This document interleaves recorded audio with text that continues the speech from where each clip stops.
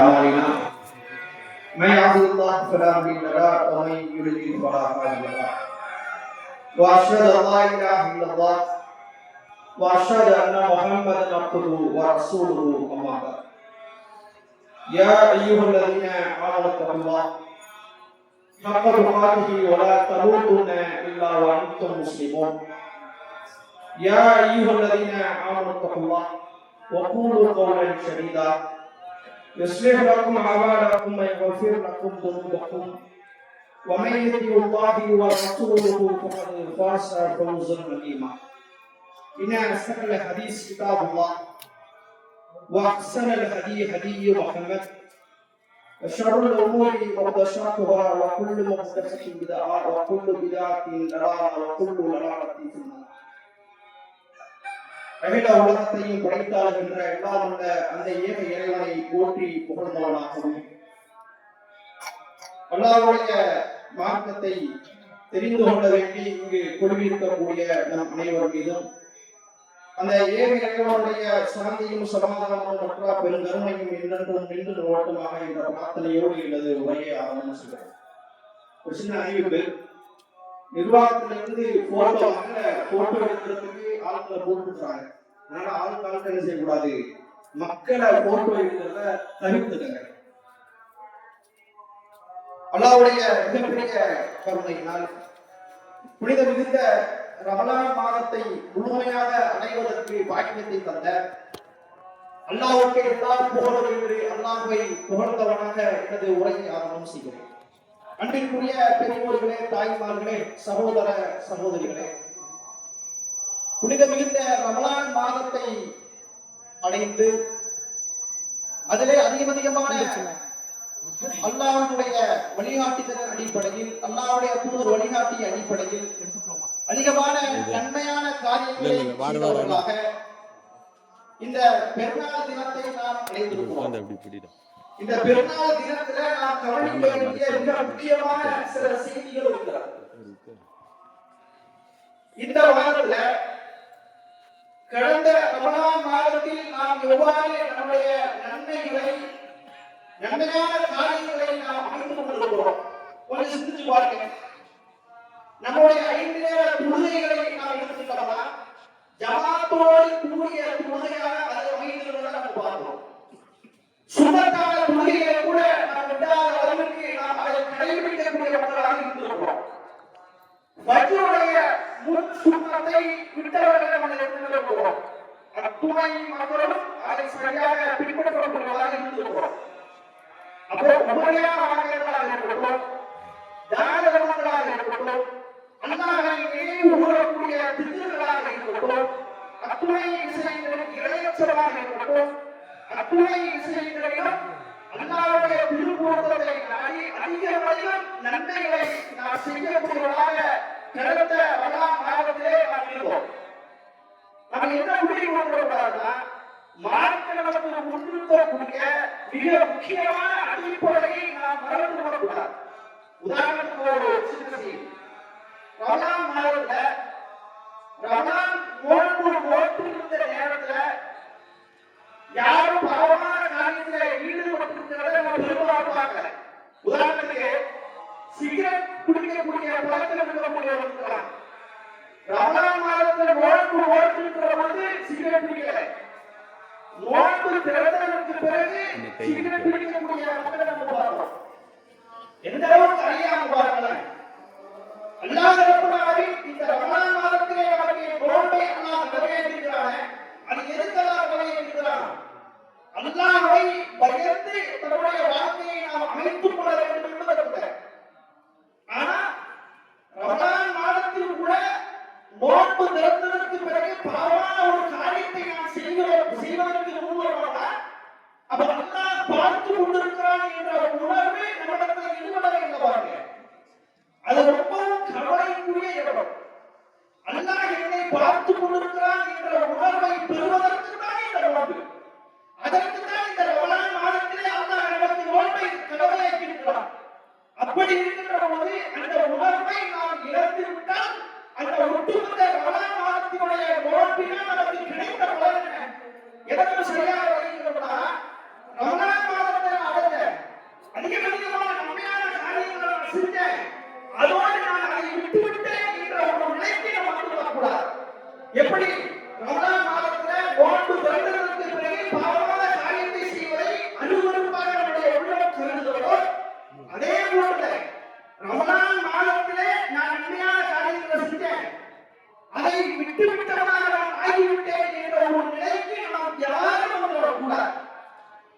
இந்த ரமலான் மாதத்துல நாம கடைபிடிச்சதுல மிக முக்கியமான ஒரு படிப்புன்னா நாம் அடுத்தடுத்த நாட்களுக்கு அடுத்த மாதங்களுக்கு கடத்தி செல்லக்கூடிய எடுத்து செல்லக்கூடிய ஒரு காரியம்னா அது இறையச்சொல்ல அல்லாஹ்வை பயப்படக்கூடிய உணர்வுதான் நாளை மறுமையிலே நமக்கு மறுமையில சுவனத்தை பெற்றுத் தரக்கூடியதாக இருக்கிறது. சரியாக ஒரு செய்தியை நம்ம விளக்கணும். திருமறை குர்ஆன்ல இறையச்சத்தை குறித்து அல்லாஹ் பேசக்கூடிய வசனங்களை தொகுத்து பாருங்க. அல்லாஹ் ரப்பல் ஆலமீன் எங்கெல்லாம் சுவனத்தை குறித்து நமக்கு நற்செய்தி சொல்கிறானோ அந்த இடங்களில் எல்லாம் அவர்கள் இறையச்சம் உடையவர்கள் என்று அல்லாஹ் குறிப்பிடுகிறார். எந்த அளவுக்கு சூரத்துல் பக்ராவை எடுத்துக்கங்க. அதுல அல்லாஹ் ரப்பல் ஆலமீன் பேசும் பொழுது ஹுதல் முத்தகீன், இது முத்தகீன்களுக்கு வழிகாட்டி என்று அல்லாஹ் திருமறை குர்ஆனை அல்லாஹ் குறிப்பிடுகிறார். அல்லாஹ் ரப்பல் ஆலமீன் இந்த குர்ஆனை ரமலான் மாதத்திலே அல்லாஹ் அருளியிருக்கிறான். அந்த ரமலான் மாதத்துல லைலத்துல் கத்ர் என்ற இரவிலே அல்லாஹ் அருளினான். அந்த ரமலான் மாதத்தில் அருளப்பட்ட அந்த திருமறை குர்ஆன் அந்த பாக்கியம் இருக்கு பாருங்க. அல்லாஹ்வுடைய அருள் என்று திருமறை குர்ஆனை அல்லாஹ் குறிப்பிடுகிறார். அந்த அல்லாஹ் ரப்பல் ஆலமீனுடைய அந்த வார்த்தைகள் நமக்கு பயனளிக்க வேண்டுமானால், அல்லாஹ்வுடைய வார்த்தை நமக்கு நேர்வழி காட்ட வேண்டுமானால் இறையச்சம் நம்முடைய உள்ளத்தில் இருக்கணும். அல்லாஹ்வை பயப்படக்கூடிய உணர்வை நாம் இழந்துவிட்டால் பெரிய நஷ்டத்திற்குரியவர்களாக நாம் மாறி போய்விடுவோம். திருமலை அல்லாஹ் பேசுகிற சொல்லி காட்டுறார். சூரத்துல் ஆலி இம்ரான்ல அல்லாஹ் பேசும்போது உங்கள் இறைவனிடமிருந்து கிடைக்கும் மன்னிப்பிற்கும் வானங்கள் பூமியின் பரப்பளவு கொண்ட சொர்க்கத்திற்கும் விளையுங்கள். அது இறைவனை அஞ்சுவோருக்கு தயாரிக்கப்பட்டிருக்கிறது. அல்லாஹ் எப்படி மேற்கொள்ள மாற்றம் பாருங்க. அது யார் இறைவனை அஞ்சுகிறார்களோ அவர்களுக்கு தயாரிக்கப்பட்டிருக்கிறது. இறையச்சம் எவரிடத்தில் இருக்கிறதோ அவர்களுக்கு சொர்க்கம் என்று அல்லாஹ் குறிப்பிடுகிறான். இப்படி பல வசனங்களை திருமறை குர்ஆன்ல நம்ம பார்க்க முடியும். தமது இறைவனை அஞ்சுவோருக்கு சொர்க்க சோலைகள் உள்ளன. அவற்றின் கீழே ஆறுகள் ஓடிக்கொண்டிருக்கிறது. அதில் அவர்கள் நிரந்தரமாக இருப்பார்கள். தமது இறைவனை அஞ்சியோர் மாளிகைகளுக்கு மேல் எழுப்பப்பட்ட மாளிகைகளில் அவர்கள் வசிப்பார்கள். அவற்றின் கீழே ஆறுகள் ஓடிக்கொண்டிருக்கிறது. இது அல்லாஹ்வுடைய வாக்குறுதி. அல்லாஹ் வாக்குறுதி மீற மாட்டான். இப்படி பல வசனங்கள் அல்லாஹ் என்ன செய்கிறார் நமக்கு சொல்லி காட்டுகிறார். அது மாதிரி அந்நாசியாத்ங்கக்கூடிய அத்தியாயம் அதெல்லாம் பேசும்போது யார் தமது இறைவன் முன்பு நிற்பது பற்றி அஞ்சி தமது மனோ இச்சையிலிருந்து தன்னை யார் காத்துக் கொள்கிறாரோ அவர் தங்கிவிடும் சுருக்கம் தான் என்று அல்லாஹ் குறிப்பிடுகிறார். யார் அல்லாஹ் தனது முன்பாக நிற்பதை குறித்து அஞ்சி தனது மனோ இச்சையிலிருந்து தன்னை காத்துக் கொள்கிறாரோ அவர் தங்கிவிடும் சுருக்கம். அல்லாஹ்வுடைய தூதர் சொன்னார்கள், நாளை மறுமையில் ஒவ்வொரு மனிதனும் அல்லாஹ்விடத்திலே நேரடியாக பேசியாக வேண்டும். அல்லாஹ் ஒவ்வொரு இடத்திலும் நேரடியாக பேசுவான், நம்மை விசாரிப்பான். அல்லாஹ்வுடைய தூதர் சொன்னாங்க, உங்களுக்கு இடையில் எந்த மொழிபெயர்ப்பாளர்களும் இருக்க மாட்டார்கள். அப்படி சந்திக்கக்கூடிய அந்த நேரத்தை பயந்து நம்முடைய மனோயிச்சையிலிருந்து நாம் நம்மை தற்காத்துக் கொண்டால் அது சுவனத்தை பெற்று தந்துவிடும். இன்னைக்கு நிறைய மக்களை பார்க்கிறோம். அல்லாஹ் ரப்பல் ஆலமீன் கண்கள் பார்வையை தாழ்த்திக் கொள்ளுமாறு அல்லாஹ் ஆண்களுக்கு கட்டளையிடுகிறான், பெண்களுக்கு அல்லாஹ் கட்டளையிடுகிறான். திருமறை குர்ஆன் அல்லாஹ் பேசும் பொழுது நபியே நம்பிக்கை கொண்ட ஆண்களுக்கு கூறுகிறார்கள், அவர்கள் தங்களுடைய பார்வையை தாழ்த்திக் கொள்ளட்டும், அவர்கள் தங்களுடைய கற்பை பேணி பாதுகாத்துக் கொள்ளட்டும். நபியை நம்பிக்கை கொண்ட பெண்களுக்கு கூறுகிறார்கள், அவர்கள் தங்களுடைய பார்வையை தாழ்த்திக் கொள்ளட்டும், அவருடைய கற்பை பேணி பாதுகாக்கட்டும், அது அவர்களுக்கு சிறந்தது என்று அல்லாஹ் பேசுகிறார். அப்ப அல்லாஹ்வுடைய தூதர் நமக்கு எப்படி விளக்குறாங்க தெரியுமா? பாவமானவற்றை நாம் பார்த்தால் உங்களுடைய கண்கள் உபச்சாரம் செய்கிறது. பாவமான காரியத்தை நாம் செய்தால் நடந்தால் உங்களுடைய கால்கள் உபச்சாரம் செய்கிறது. அதை பற்றி கேட்டால் உங்களுடைய காதுகள் உபச்சாரம் செய்கிறது. அதை பற்றி பேசினால் உங்களுடைய நாவுகள் விபச்சாரம் செய்கிறது. ஒவ்வொரு உறுப்புக்கும் விபச்சாரம் என்று அல்லாஹ்வுடைய தூதர் சொன்னாங்க. அப்ப நம்முடைய மனோ இச்சையிலிருந்து யார் தன்னை காத்துக் கொள்கிறாரோ அவர்களுக்கு தான் சொர்க்கம் என்று அல்லாஹ் பேசுகிறார். யார் அல்லாஹ்வை அஞ்சி திருமறை குர்ஆன்ல அல் அஹ்ராப் என்ற அத்தியாயம் அதுல அல்லாஹ் பேசும்போது யார் அல்லாஹ்வை அஞ்சி திருந்திக் கொள்வோருக்கு அவர்கள் கவலைப்படவும் மாட்டார்கள், அவர்களுக்கு எந்த அச்சமும் இல்லை என்று அல்லாஹ் பேசுகிறார். பாவமான காரியத்திலிருந்து யார் விலகி நிற்கிறார்களோ அவர்களுக்கு என்று அல்லாஹ் குறிப்பிடுகிறார். இந்த இடத்துல இரண்டு செய்தியை நம்ம சரியாக கவனிக்கணும். என்ன செய்தினா, நம்முடைய இறுதி நிலை எப்படி அமைகிறது என்பதை பொறுத்துதான் நாளை மறுமை தீர்மானிக்கப்படும். நம்ம மரணிக்க மரண தருவாயில நம்முடைய ஒவ்வொருவருக்கும் அல்லாஹ் வானவர்களை அல்லாஹ் நியமித்திருக்கிறார். எதுக்கு? உயிரை கைப்பற்றுவதற்கு. நம்முடைய உயிரை கைப்பற்றக்கூடிய வானவர் நம்மிடத்திலே வருகின்ற பொழுது நான் என்ன நிலைப்பாட்டில் இருக்கிறேன், எந்த கொள்கையை போதிக்கக்கூடியவனாக, எந்த கொள்கையை ஏற்றுக்கொண்டவனாக நான் இருக்கிறேன், அல்லாஹ்வை பயப்படக்கூடிய விதத்தில் விஷயத்தில் நான் எப்படி இருக்கிறேன், அந்த மரண தருவாய் இருக்கு பாருங்க, அந்த இறுதி நேரம் இருக்கு பாருங்க, ஒரு மனிதனுடைய இறுதி முடிவு எப்படி இருக்கிறதோ அதை பொறுத்துதான் நாளை மறுமை தீர்மானிக்கப்படும். ஏராளமான செய்திகளை நம்ம பார்க்கிறோம். அல்லாஹ்வுடைய தூதர் நமக்கு இப்படி வழிகாட்டுறாங்க. ஒரு மனிதர் என்ன செய்யறாருன்னா, ஒரு போர்க்களத்துல கைபர் யுத்தம், அந்த கைபர் யுத்தத்துல சஹாபாக்களோடு ஒரு மனிதர் போர் புரிந்து கொண்டிருக்கிறார். அப்ப சஹாபாக்கள் எல்லாம் அவரை பார்த்து புகழ்றாங்க, எவ்வளவு பெரிய பிரம்மாண்டமான ஒரு ஆற்றல் மிகுந்தவராக இருக்கிறாரு. எதிரிடத்திலே அவர் விரைவாக சென்று புகழ்ந்துகிறார். நம்மள யாரும் இது மாதிரி செய்யலையே, நம்மள யாரும் இவர் மாதிரி வீரதீரமாக போர் புரியவில்லையே என்று பேசிக் கொண்டிருக்கின்ற பொழுது அல்லாஹ்வுடைய தூதர் சொன்னார்கள், அவர் நரகவாதி என்று அல்லாஹ்வுடைய தூதர் சொன்னார்கள். யாரு? அந்த வீரதீரமாக போரிட்டு கொண்டு அவரை பார்த்து அவர் நரகவாதி என்று சொன்னாங்க ரசூலுல்லாஹ். அப்போ மக்களிடத்திலே ஒரு மனிதர் சொல்றார், இப்படி ரசூலுல்லாஹ் சொல்லிட்டாங்களே, அப்ப அவருடைய நிலை என்ன என்பதை நான் பொறுப்பேற்றுக் கொள்கிறேன். அவர் என்ன செய்கிறார்? பின்தொடர்ந்து போறார். அவர் என்ன செய்கிறார் என்பதை அப்படியே கண்காணித்துக் கொண்டே இருக்கிறார். கடுமையான போர்க்களத்திலே அவருக்கு காயங்கள் ஏற்பட்டு அந்த காயத்தினால் அந்த வலியை தாங்க முடியாமல் விரைவாக மரணித்து விட வேண்டும் என்பதற்காக அவர் தற்கொலை செய்து கொள்கிறார். அல்லாஹ்வுடைய தூதர் அந்த மனிதரை என்ன சொன்னாங்க? அவர் நரகவாதி என்று அல்லாஹ்வுடைய தூதர் குறிப்பிட்டாங்க. விரைவாக இந்த மனிதர் அல்லாஹ்வுடைய தூதரை உடன்படி செல்கிறார். அல்லாஹ்வுடைய தூதரை, நீங்கள் உண்மையில் அல்லாஹ்வுடைய தூதர்தான் என்பதை நான் சாட்சி சொல்கிறேன். ஏன் அவர் தற்கொலை செய்து கொண்டார்? ஒரு சிந்திக்க வேண்டியது என்னன்னா, ஒரு காலத்துல நான் அதிகமான நன்மைகளை செஞ்சேன், ரமலான் மாதத்துல நான் அதிகமான நன்மைகளை செஞ்சேன், ஆனா இப்போ கைவிட்டு விட்டேன் என்றால் அதனுடைய நிலை என்ன?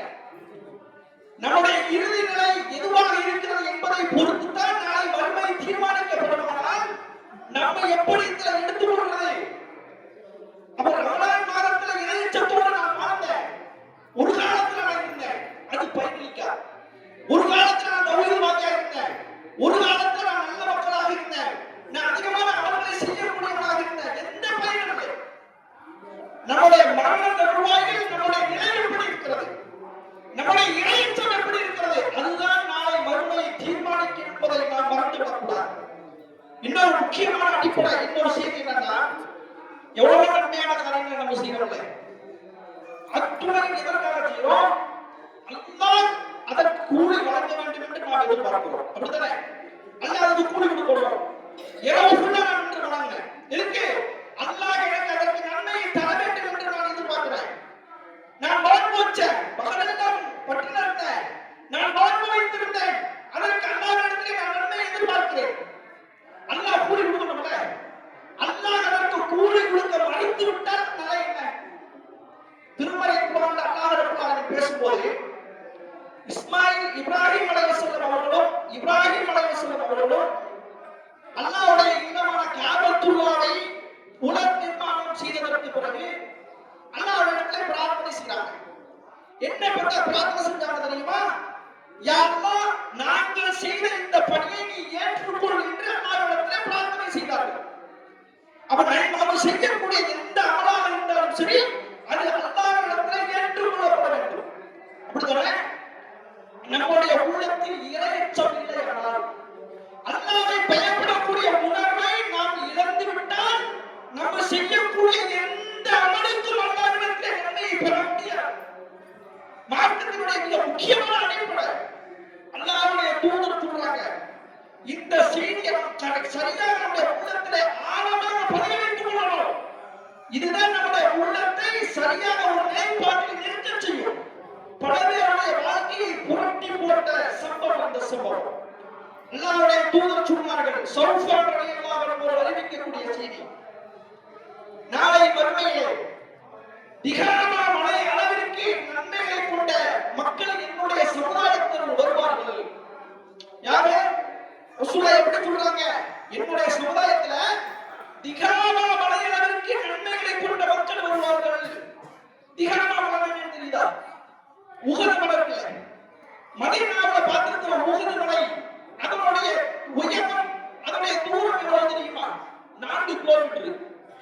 உயரம் 1000 மீட்டர், 1 கிலோமீட்டர். அப்போ எவ்வளவு பிரம்மாண்டமான மலை ரசூலுல்லாஹ் குறிப்பிடல. செங்கடல் பக்கத்துல குடரான ஒரு மலை இருக்கிறது, திகாமா என்று அழைக்கப்படும். அதனுடைய நீளத்தை எடுத்துக்கிட்டா 100 கிலோமீட்டருக்கு மேல அதனுடைய நீளம் இருக்கிறது. மேற்கு தொடர்ச்சி மலை இருக்கு பாருங்க, அது மாதிரி பிரம்மாண்டமான ஒரு மலை. அந்த மலை திகாமா மலையை குறிப்பிட்டு அல்லாஹ்வுடைய தூதர் சொன்னார்கள், நாளை மறுமையில் என்னுடைய சமுதாயத்தில் திகாமா மலை அளவிற்கு நன்மைகளை மூட்டை மூட்டையாக மலை அளவிற்கு சுமந்து வருவார்கள். ஆனால் மகத்துவமும் மாண்புமிக்க அல்லாஹ் ரப்பல் ஆலமீன் அவர்களுடைய நன்மைகளை எல்லாம் எதற்கு உதவாத தூசிகளாக அல்லாஹ் மாற்றி விடுவார். பயனளிக்கார். மூட்டை மூட்டையா மலை அளவிற்கு நன்மைகள் இருந்து என்ன பயன்? அல்லாஹ் ஏற்றுக்கணும்ல, அது நாளை மறுமையில் நமக்கு உதவணும்ல. அல்லாஹ்வுடைய தூதர் எச்சரிக்கை செய்தார்கள். சௌஃபான் ரலியல்லாஹு அன்ஹு திரும்ப கேட்கிறாங்க, அல்லாஹ்வுடைய தூதரே, அவர்களை பற்றி எங்களுக்கு சொல்லுங்க. யார் அவங்க? அவர்களை பற்றி அறியாத நிலையில் நாங்கள் அவர்களுடைய நிலையை நாங்கள் மாற்றிவிடக் கூடாது. அவர்களை பற்றி எங்களை தெளிவுபடுத்துங்கள். அல்லாஹ்வுடைய தூதர் சொன்னார்கள், மக்களே அறிந்து கொள்ளுங்கள், கவனத்தில் கொள்ளுங்கள் என்று சொல்லிவிட்டு சொன்னாங்க, அவர்கள் உங்கள் இனத்தை சார்ந்தவர்கள். ரசூலுல்லாஹ் எப்படி கவனம் ஈர்ப்பு செய்யறாங்க பாருங்க. அவர்கள் உங்கள் இனத்தை சார்ந்தவர்கள், உங்களுடைய சகோதரர்கள். நீங்கள் எப்படி இரவு வணக்க வழிபாடுகளை செய்கிறீர்களோ அதுபோன்று இரவிலே வணக்க வழிபாடுகளை செய்யக்கூடியவர்கள். சிந்திச்சு பாருங்க, இரவிலே இரவு தொழுகையை பேணக்கூடியவர்கள் இருக்கல, அவன் இருந்திருக்கிறான். அந்த மக்கள் இருந்திருக்கிறாங்க. யாரு? திகாமா மலை அளவிற்கு நன்மை எதற்கும் பயணிக்காமல் போச்சு. அவர்கள் நாளை மறுமையில அவருடைய நிலை இதுவாக இருக்குது. அல்லாஹ்வுடைய குறிப்பாக நம்மள சொல்றாங்க, உங்களுடைய சகோதரர்கள், உங்களுடைய இனத்தை சார்ந்தவர்கள், உங்களை போன்ற இரவு வணக்க வழிபாடுகளை செய்பவர்கள் சொல்லிட்டு சொன்னாங்க. அவர்கள் மக்களோடு இருக்கின்ற பொழுது பாவமான காரியத்திலிருந்து விலகி இருப்பாங்க. தனிமை என்று வந்துவிட்டால் அல்லாஹ் எந்தெந்த காரியங்களை எல்லாம் தடுத்தானோ அந்த காரியங்களை, பாவமான காரியத்தை செய்யக்கூடிய கூட்டம் என்று அல்லாஹ்வுடைய தூதர் குறிப்பிட்டார். மிகப்பெரிய படிப்பினை இருக்கிறது இந்த செய்தியில. இறையச்சம் என்பது மக்களோடு இருக்கின்ற பொழுது அல்லாஹ்வை பயந்து வாழ்றேன், அது மாத்திரம் இல்ல.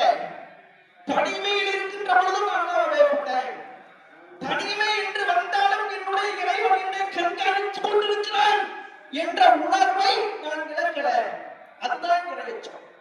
அதற்குத்தான் நாளை மறுமையிலே சூழம் இருக்கிறது. சரியாக அன்பிற்குரிய பெரியோர்களே, தாய்மார்களே, உங்களுடைய உள்ளத்திலே சரியாக நீங்கள் பதிவு செய்து கொள்ளுங்கள்.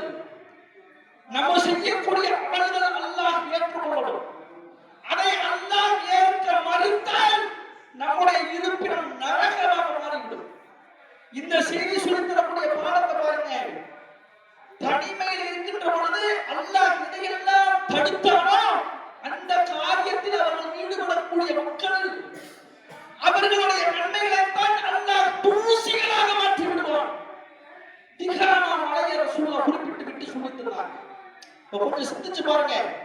ஒரு பாவமான காரியம் இருக்குதுன்னா அதை எப்படி நம்ம பார்க்கணும், அதை நாம் எப்படி நடந்து கொள்ள வேண்டும், அதுல நாம் உண்மையாளர்களாக இருக்கணும்.